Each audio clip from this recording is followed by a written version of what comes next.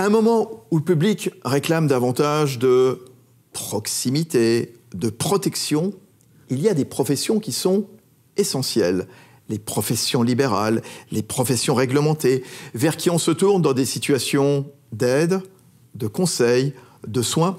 Elles sont présentes sur l'ensemble du territoire proche du public.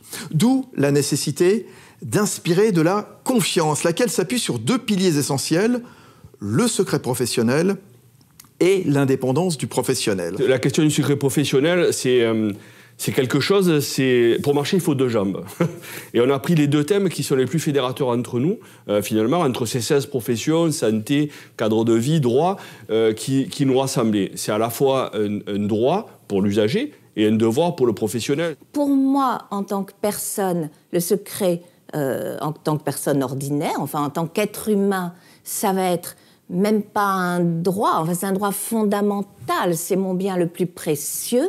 Et pour le professionnel, c'est le devoir le plus impérieux. C'est ce qui fait que son titre a une extrême valeur et c'est même le fondement des sociétés démocratiques. Alors, les ordres sont des organes régulateurs, que ce soit les ordres des professions de santé ou les autres ordres professionnels, ce sont des professions régulatrices et qui doivent donc protéger les secrets professionnels et éventuellement sanctionner les déviations qui ont eu lieu par rapport à ces secrets. Généralement, les sanctions pour atteinte au secret professionnel par les chambres disciplinaires sont assez sévères. Et le secret professionnel, il existe de deux façons.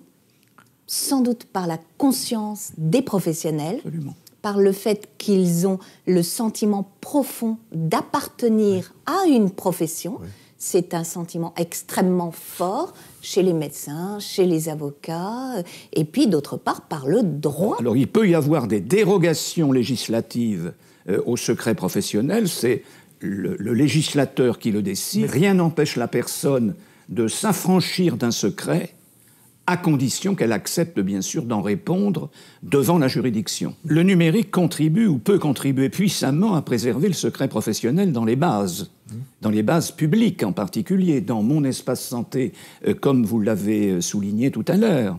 Puisque pour accéder à la donnée, il faut s'identifier et s'authentifier avec une clé numérique qui permet de savoir qui a accédé à la donnée. Il y a une tension, en réalité, entre la volonté, l'envie de transparence de la société et ce secret professionnel. Je crois qu'il y a vraiment quelque chose qui est très fort et à un âge donné, on peut se dire tout ça est une évidence. Et en réalité, la protection du secret professionnel, la protection de la donnée personnelle, je crois que c'est un travail de culture dès les écoles, dès les secondaires, dès le lycée, dès la faculté, pour que les gens aient un apprentissage, car la liberté, c'est aussi un apprentissage et une culture.